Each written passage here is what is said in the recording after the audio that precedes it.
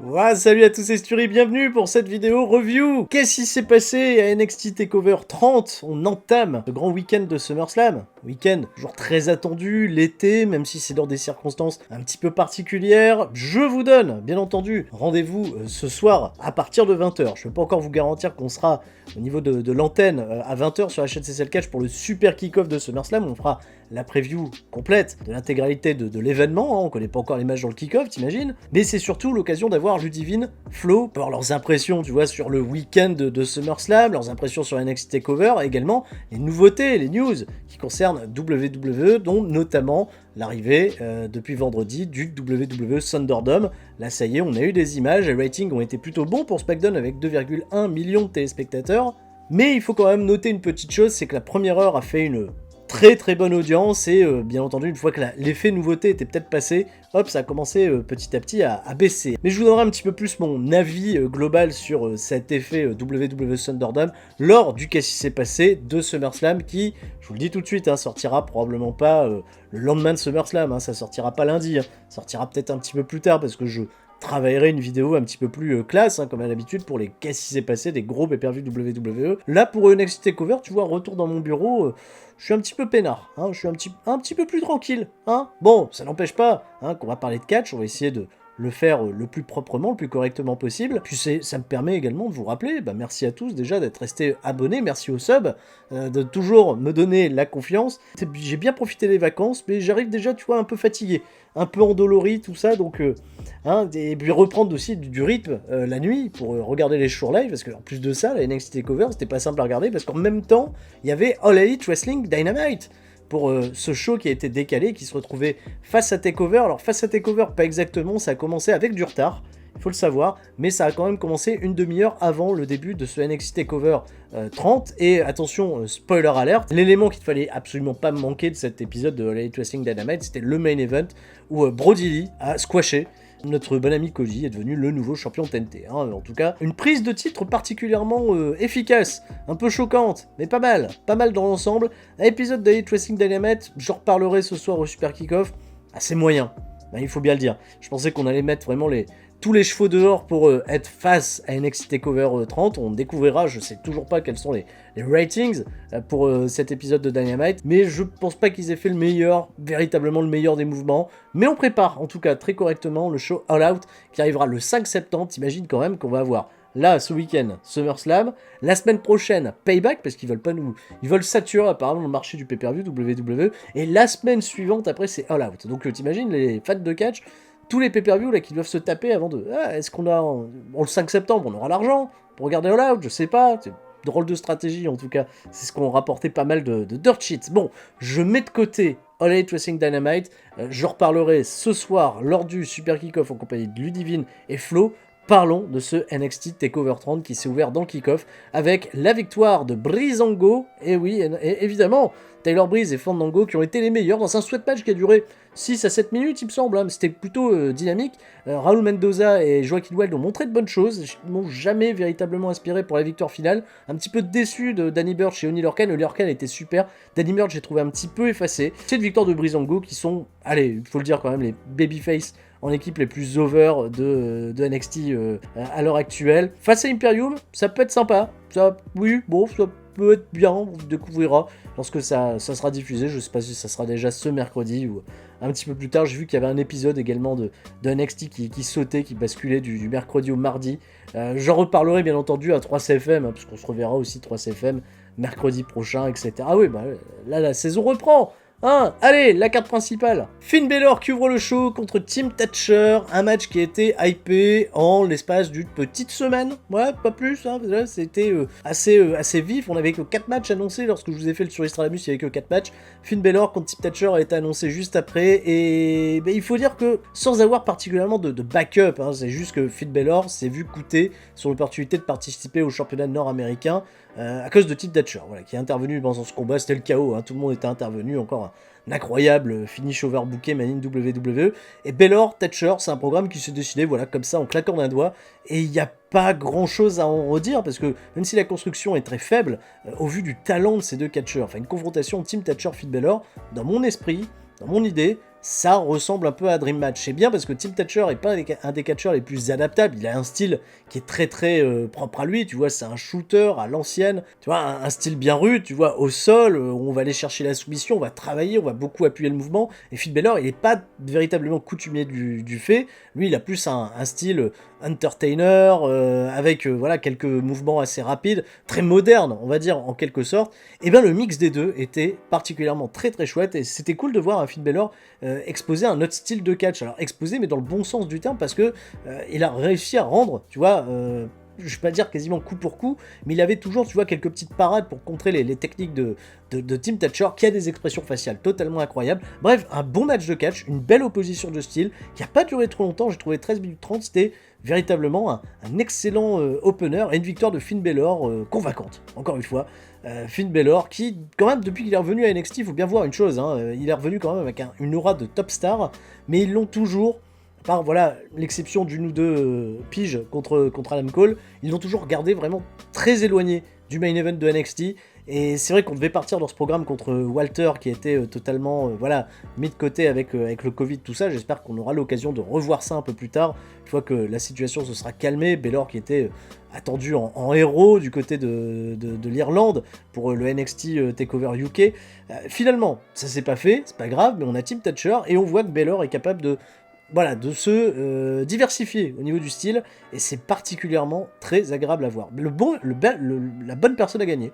Moi, je pense que Tim Thatcher, même en perdant ce match, ça va pas le décrédibiliser pour autant. Finn Balor, très convaincant. J'aimerais revoir un petit peu plus haut désormais dans la carte. Surtout que là, voilà, le haut de la carte va s'ouvrir à nouveau du côté de NXT. On en reparlera un petit peu plus tard. Ah oui, c'est vrai, on met des notes au match. Des notes, mais là, on peut mettre un très solide 3,5. Hein. Voilà, bon opener.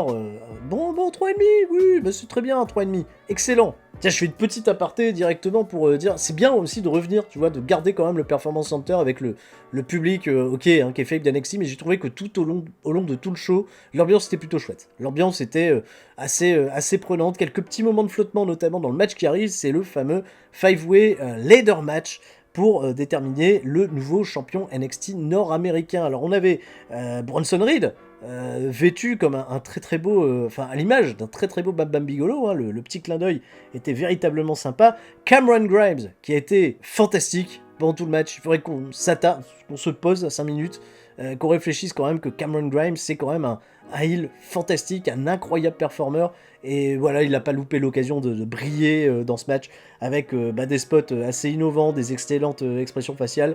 C'est vraiment le heel chouette que j'ai envie de voir performer le plus possible. Cameron Grimes qui a été longtemps pendant le match mon favori hein, pour remporter la rencontre. Hein. Plus le match avançait, plus je voulais voir Grimes gagner la finale. Johnny Gargano qui a été pas mal aidé par... Enfin, il y a eu tout un segment où il a été aidé par Candice LeRae. Il a été peut-être, allez, parmi les 5 hommes, peut-être celui qui a été le plus effacé, mais pourtant, chacune de ses interventions a été particulièrement pertinente. Alors, par contre, je confirme, hein, Johnny reste bien heal dans l'idée, il y a un incroyable spot où il va commander Cameron Grimes et le Velvet Dream d'attaquer ses adversaires pour lui monter à l'échelle. Je trouvais ça assez hilarant. Et puis, pas mal de spots aussi assez innovants, très intéressants, comme son espèce de DDT qu'il fait d'habitude avec les cordes. Là, il l'a fait avec l'aide d'une échelle. Il y avait Bronson Reed qui avait une tête dans l'échelle et hop, il a placé son DDT. Enfin, il y a des petits moments comme ça, j'ai trouvé assez chouette. Donc, Johnny Gargano, toujours la pertinence, il est dans le spot final, il gagnera pas. Velvet Dream, avec, bon, malheureusement, quand on va regarder Velvet Dream aujourd'hui, on va toujours avoir un petit côté, s'il continue de se prendre un sel monumental hein, sur les réseaux sociaux, et c'est pas bien simple. Pas la meilleure des perfs pour Velvet Dream, clairement pas. Catchesquement parlant, et vraiment, hein, c'est pas parce qu'il y a du foin aujourd'hui autour de Velvet Dream, mais je sens bien que depuis son retour de sa longue blessure, Velvet Dream, il est un cran en dessous des autres. Voilà, si c'est pas le spotlight, si c'est pas un truc pour lui, s'il doit pas être le centre de l'attention, et là il l'était clairement pas, Velvet Dream, mis à part son spot final qui était un peu capillotracté, je dirais, parce que il a eu des spots, par exemple, Velvet Dream, vous voyez ce spot, où il grimpe à l'échelle, pour faire une descente du coude. Il veut faire sa fameuse descente du coude, celle qu'il avait fait d'ailleurs dans le premier match de l'échelle, pour déterminer le premier champion nord-américain, c'était un spot fantastique. Il grimpe à l'échelle, il lève les bras, et il touche la ceinture. Et du coup, il bouscule la ceinture un peu plus, et c'est hyper exagéré, tu vois, pour essayer de la récupérer. J'ai fait, mon Dieu, la crédibilité est où ? Voilà, il y a un spot pareil avec Cameron Grimes et Johnny Gargano qui se passe à un moment la ceinture, et la ceinture elle revient, et la ceinture, un coup de ceinture, tu vois, qui revient quand même un peu au ralenti, hein, qui déséquilibre Cameron Grimes, j'ai fait mon dieu. Et enfin, le vainqueur du match, Damian Priest, qui était, pour moi, voilà, l'homme qui devait gagner ce match, qui était peut-être le plus méritant. Moment, j'hésitais quand même, Bronson Reed a des moments vraiment sympas, il a brillé, hein, Bronson Reed, Cameron Grimes, c'est vraiment les deux mecs qui ont le plus brillé. Damian Priest, un petit peu en retrait, mais il a montré des choses. Alors attention, ils sont peut-être en train de partir avec Damian Priest sur des spots un petit peu à la Kiss Lee, tu vois, où t'as le plan de caméra, le mec qui se relève par derrière, etc., avec l'air un peu menaçant, tout ça. Ça, j'ai peur qu'on en fasse de trop, désormais, que ça devienne peut-être monnaie courante du côté de NXT. Il y a eu l'innovation dans ce match de l'échelle, je suis pas un grand fan des matchs de l'échelle, il y a eu des flottements aussi, peut-être gagner à faire un match un poil plus court. J'ai trouvé ça globalement assez sympa, assez honnête, pour ce que c'était, à savoir un five-way où il y avait des spots dans tous les sens. Je mettrai un bon 3,5 là aussi. J'ai passé un chouette moment. Damian Priest a gagné. Très bien. Et je veux voir de plus en plus de Cameron Grimes, sans déconner. Ce mec-là m'éclate réellement, hein, que ce soit NXT, mais je suis sûr que dans le roster principal, Vince McMahon adorerait ce catcher parce qu'on peut lui faire vraiment des choses très très fun. Il est méga adaptable, je pense. Passons au match suivant. Ah, et de bonnes surprises, excellente surprise, Adam Cole contre Pat McAfee. Déjà rien que le clip d'introduction du match était vraiment sensationnel, et Pat McAfee est véritablement décrit comme un connard. Alors attention, il y a un truc qui est assez étonnant et peu courant, je veux dire, dans le monde du catch. Généralement, quand un non-catcheur qui vient d'un autre sport ou d'une autre discipline affronte un catcheur, tu vois, dans le cadre d'un gros événement, comme là c'est le cas, il est souvent babyface. Tu vois, et le dernier meilleur exemple de celui qui a peut-être réussi au mieux, tu vois, ce passage de star de la télé, acteur même, c'est Stéphane Hamel. J'ai trouvé vraiment très propre, que ce soit dans son match à SummerSlam justement il y a 5 ans, ou encore sa confrontation à All In avec Christopher Daniel, j'avais trouvé ça plutôt chouette. Pat McAfee, il arrive dans le sens inverse, il arrive et c'est un gros heel. C'est un gros méchant qui vanne Adam Cole sur tous ses accomplissements. Il a dû se faire aider, tu vois, d'Era pour être le plus long champion de l'histoire d'NXT. Il est petit, tu vois. Et Pat McAfee, il est pas catcheur. Voilà, on sent bien qu'au niveau des basiques, il y a des choses qui sont pas là, tu vois. Qu'il y a des trucs qui sont pas naturels pour lui. Mais il essaye de se montrer le plus à l'aise possible. Et il est particulièrement très à l'aise. Et quand tu vois par exemple qu'on a failli avoir, tu vois, du Rob Gronkowski à WrestleMania ou autre, ou peut-être impliqué dans des segments plus importants, plus intéressants pour le catch, et ben Pat McAfee, sans déconner, c'était la bonne surprise, et à plein de niveaux. Notamment, il a un athlétisme assez étonnant, hein. Il fait cette espèce de saut, ce Swanton à l'extérieur qui est fantastique sur tout le monde. Bon bah là, il s'est fait plaisir. Mais même, tu vois, juste avec les quelques petits spots, du salto arrière, de la superplex, où il a une excellente agilité, il monte sur les cordes, il est explosif, il bump super bien, il a une très bonne droite, il bump très bien. J'ai trouvé qu'on s'était pas foutu de notre gueule, et ils ont raconté une histoire qui était plutôt cool. Il y a eu de la shock value, une shock value qu'on perdrait, hein, tu vois, si Pat McAfee devait recatcher demain, donc je sais pas si c'est prévu par la suite, mais une assez bonne surprise au final. Adam Cole a gagné avec un Khaled Destroyer à la fin, ça a duré un bon quart d'heure, cette affaire, c'était plutôt chouette. Ça a été très apprécié généralement par les gens, je trouvais ça cool. Et McAfee, chapeau. Pour son premier match de catch, c'est pas la vérité.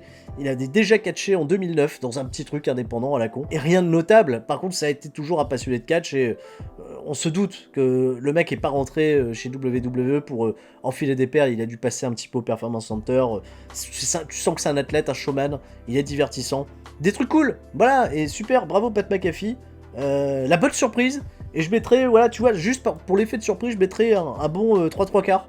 Parce qu'il y avait ça. C'est ce genre de petite surprise qui te débloque justement quelques petites émotions. Et même Ludivine qui regardait ça avec moi avait été agréablement surprise. Et je pense que beaucoup d'entre vous l'ont été aussi. Il n'y a rien de notable. Il n'y a rien de génial par contre dans le match. Attention, je mets 3 quarts, je suis généreux. Hein. Je suis hyper généreux. C'est vraiment, tu vois, l'effet. Parce que quand tu réfléchis bien, le spot où Pat McAfee doit mettre un punt.